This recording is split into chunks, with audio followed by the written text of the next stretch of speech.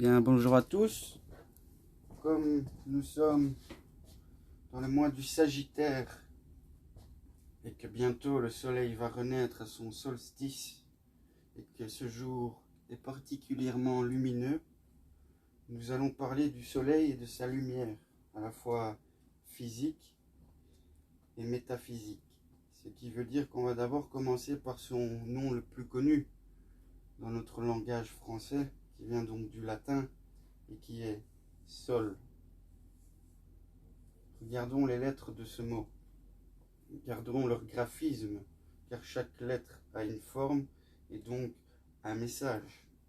Ce qui se fait que la première lettre est le S qui détermine une onde sinuosidale, une sinuosité, qui est donc en rapport avec la serpentation de l'énergie créatrice et la lumière sur les rayons et les verbes créateurs. Nous savons que ce verbe a cette densification en rapport avec le nombre 7 qui commence également par la lettre S, qui est donc cette propagation énergétique de l'esprit, le 3, sur la matière, le carré, le 4. Regardons donc le graphisme de cette première lettre composant le mot soleil. C'est donc son aspect serpentin dans son année cyclique et le cours de ses pèlerinages à travers les 12 signes, les 12 maisons, les 12 travaux d'Hercule. Comprenons donc qu'il y a au milieu du mot le glyphe du soleil lui-même, c'est-à-dire le cercle de 360 degrés qui représente donc le ciel et à la fois l'esprit. Ces choses, nous le retrouvons dans le compas maçonnique qui représente donc le volatile, l'idéal, le penser, le raisonner, l'intelligence, créant les formes apparentes, donc l'essence. Comprenons qu'il y a 360 degrés, ce qui nous renvoie au nombre 666, qui est le nombre apocalyptique du soleil dans les révélations chrétiennes et kabbalistiques. Nous comprenons également que 360 degrés est le symbole donc du cercle au milieu du mot, qui nous renvoie au glyphe astrologique du soleil, qui est à la fois le glyphe également de toute création, le point, son périmètre et sa circonférence, qui est partout à la fois. Comprenons également que ce cercle est donc le cercle zodiacal de la serpentation annuelle du soleil, et nous comprenons que ce mot termine par la création, car nous avons le L qui représente l'angle de 90 degrés, qui est donc le rapport de l'équerre maçonnique, de la maîtrise, qui est donc le plan des apparences et des formes objectives concrétisées. C'est donc de la lumière condensée. Le mot sol nous dit qu'il y a une énergie qui serpente dans le cercle de la création, qui est l'univers lui-même et la Terre à la fois. Tout dépend du point de vue analogique qu'on tente d'observer, car du petit des inférieurs on s'élève vers les supérieurs. Et donc il y a cette création dans le cercle qui donne une rectitude matérielle et créatrice, condensée, apparente, palpable, élémentaire, visuellement tactile, et tout ce qui est sensoriel. Comprenons donc que Sol est l'énergie en mouvement créée. Nous savons également, attendez, je vais prendre mon bic noir car je pense qu'à chaque fois vous ne voyez rien de ce que j'écris car c'est du bleu. Je vais tenter de trouver mon bic.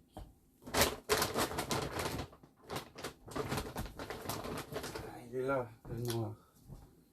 Voilà, nous avons Sol, donc la serpentation énergétique, électromagnétique. Nous avons le cercle zodiacal et nous avons donc la rectitude des formes apparentes de 90 degrés qui représente donc le compas pour le cercle et l'équerre maçonnique pour le 90 degrés. Nous savons que la maîtrise maçonnique des 33 degrés, signifie la maîtrise des 33 années du Christ, des 33 paires de vertèbres, et d'encore d'autres similitudes au nombre 33, qui, je le répète, est l'union du positif et du négatif, du macrocosme, et donc de la réalité totale de l'univers. Cela s'engage par des perceptions psychiques qui sont activées justement par une maîtrise du corps psychophysiologique, c'est-à-dire même du corps chimique, ce qui représente donc un certain ascétisme et régime de compréhension. Mais bon, restons dans le mot soleil, car c'est lui que nous tentons d'observer. Nous pouvons également rapprocher le mot sol avec les arcanes, qui est donc la 19e, la 15e et la 12e. Et qu'avons-nous? Nous avons le soleil lui-même de nouveau, nous avons le diable et le diabole, donc la polarité, la division du cycle annuel entre le pôle nord et le pôle sud, entre le chaud et le froid, entre l'été et l'hiver, entre le cancer et le capricorne, entre la lune et Saturne. Nous comprenons donc que cela a rapport également avec les deux Saint Jean, qui sont donc dans le symbolisme la même chose que les visages de Janus, qui sont donc les deux solstices, celui du passé, celui du futur, qui sont cette alternance cyclique sur la roue des cycles, entre le haut et le bas, l'évolution et l'involution, la montée, la descente, l'ascension, la descension, la croissance, la décroissance, de l'enfance à la maturité, de la maturité à la mort. Nous comprenons également que dans le 12e aspect du mot, de la lettre, il y a le pendu. C'est aussi le nombre de signes zodiacaux, donc de maisons, que le soleil et l'énergie arpentent dans le cercle. Et c'est donc en rapport avec le sacrifice du pendu, qui est donc cette alternance sans cesse et sans fin du sacrifice solaire annuel, qui est donc cette vie et cette mort qu'il propage. Comprenons donc cela. Et dans le mot sol, nous retrouvons donc une racine importante de plusieurs autres mots. Comme par exemple dans le mot solide, disons que ce qui est solide est quelque chose de matériel, donc féminin, tactile. Et pourtant, ça reste donc du sol, qui est donc par terre, donc par la féminité matérielle. Et nous y retrouvons donc solide, qui est donc la lumière condensée. Car tout ce qui est matériel n'est que de la lumière condensée. Nous savons aussi qu'il y a un mot comme solitaire, car il n'y a qu'un soleil qui éclaire la terre. Nous disons donc je suis seul, je suis solo. Nous retrouvons dans le mot Solomon l'union du sol et du mon, c'est-à-dire le soleil et la lune.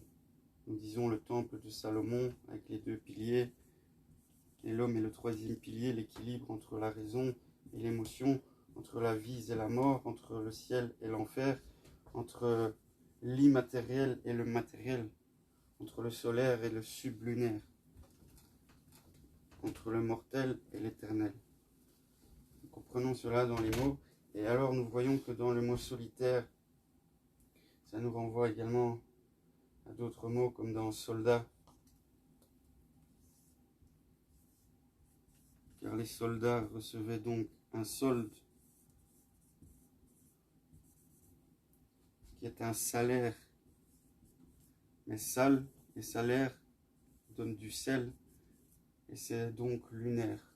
Là nous parlons du soleil dans le solde, nous avons un solde, nous avons de la lumière qui est donc cet argent, ce liquide que nous employons. Mais là nous avons une autre référence à la lune parce que nous parlons de liquide, de fluctuosité. Le salaire, c'est le sel car nous recevions du ciel au temps des Romains quand nous étions soldats. Et soldat, c'est soldier en anglais, et c'est donc mourir pour le soleil. Car dire, c'est mourir, et sol, c'est le soleil, c'est l'énergie, c'est cette lumière. Quand on se bat pour la lumière et par la lumière. Et donc nous comprenons tout cela. Et qu'est-ce qui se fait que dans d'autres mots aussi, nous retrouvons encore le mot sol.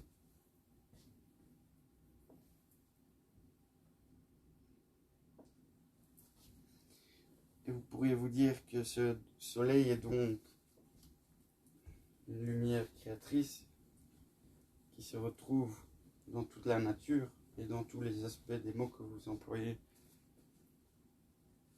Car toute référence étymologique, au plus nous avançons dans les mots, nous renvoie à chaque appellation en rapport soit avec le ciel, soit avec Dieu, soit avec le soleil, soit avec la lumière, ou tout ce qui est inverse à cela. Car l'homme vit dans un constant dualisme, et les mots ne peuvent qu'exprimer une positivité ou une négativité, qui sont donc basés sur ces mots, qui étaient donc les premiers mots employés pour signifier les choses apparentes. Les langues anciennes sont pleines de mystères, nous pourrions en parler dans une ultérieure vidéo. Là nous parlons donc du sol.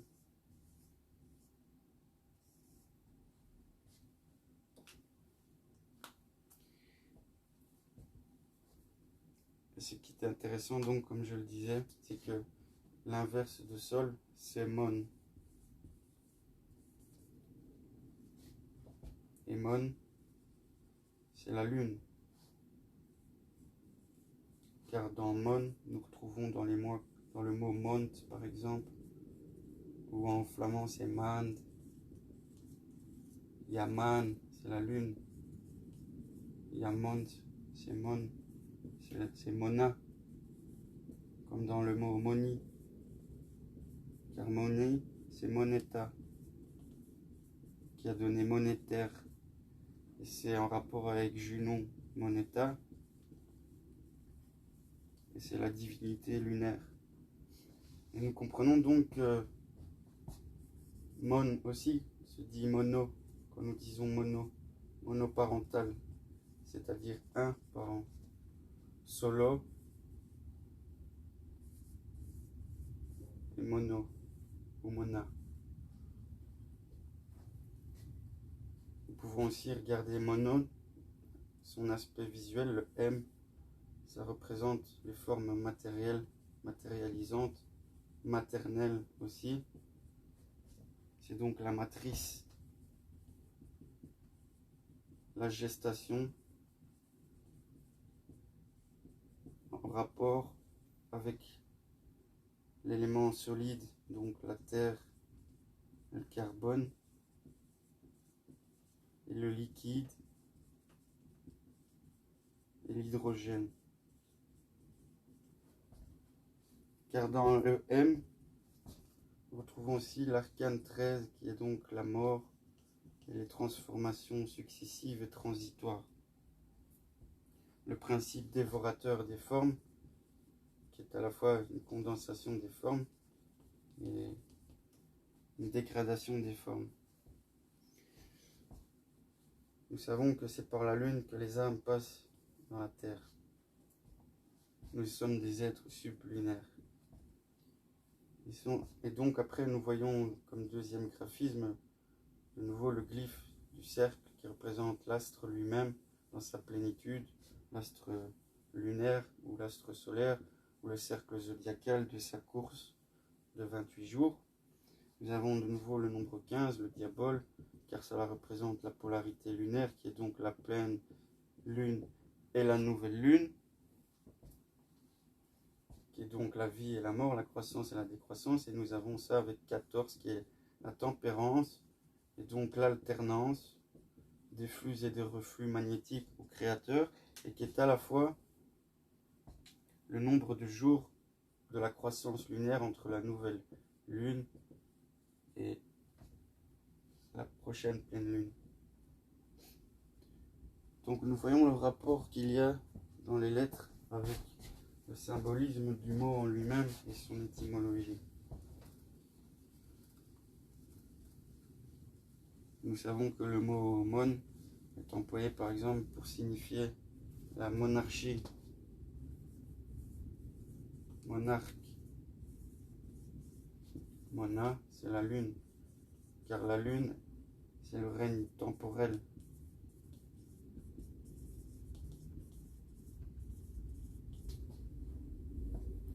C'est donc le règne passager,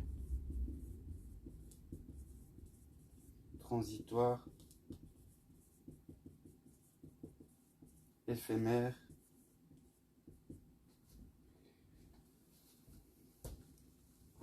et donc par conséquent mortel.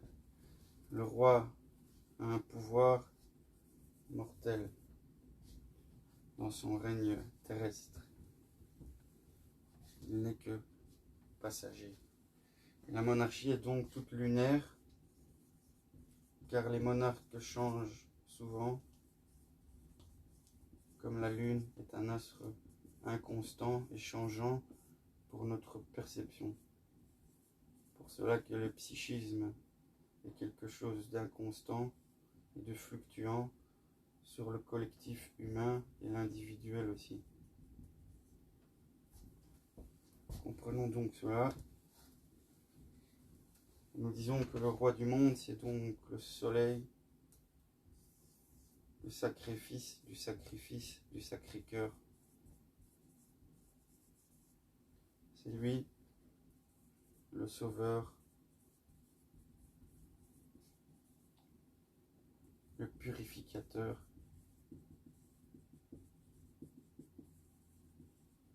et le destructeur.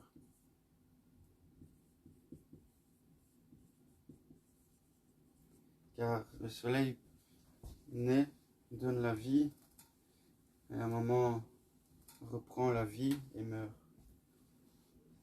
C'est un aspect donc trinitaire que nous croisons aussi dans le rapport d'un univers qui est donc sa création, sa conservation et sa dissolution sur un nombre de milliards et de millions d'années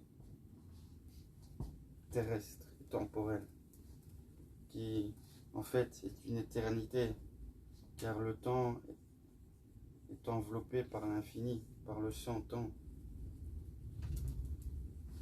comme le physique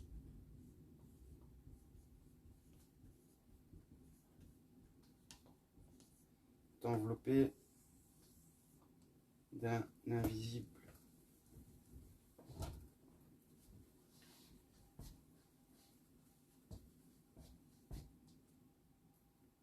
Donc sol, O, mon, le blanc, le noir, le rouge, le bleu, l'Ancien Testament, le Nouveau Testament, ou inversement, peu importe. La cause et l'effet, le pour et le contre, la sagesse et l'intelligence, la droite, la gauche, la vie, la mort, la montée, la descente, l'amour, la haine, la vérité, le mensonge, l'au-delà, l'inférieur, l'ultraviolet, l'infrarouge, l'homme, la femme, lingam, yoni, le présent entre passé et futur, et tout ça est le haut du milieu, qui est le haut de l'homme lui-même et sa tête, avec son atlas qui est donc l'os dans l'axe de la colonne vertébrale, et qui maintient l'os atlas qui maintient le globe, qui est le crâne, le cerveau, la tête, qui perçoit toute la magie du monde, à la fois objectif et subjectif. L'homme est la voie du milieu, la voie du cœur, la voie du sacrifice entre le Père et la Mère, le ciel et la terre, entre la providence et la fatalité du destin, la volonté du cœur, la volonté de l'amour, la volonté du bien contre le mal. C'est cela qu'il faut comprendre la relativité, et donc par-delà avoir une position plus équilibrée dans les actes du quotidien et des perceptions. Voilà les amis, je voudrais vous souhaiter une bonne journée et à très bientôt. Portez-vous bien.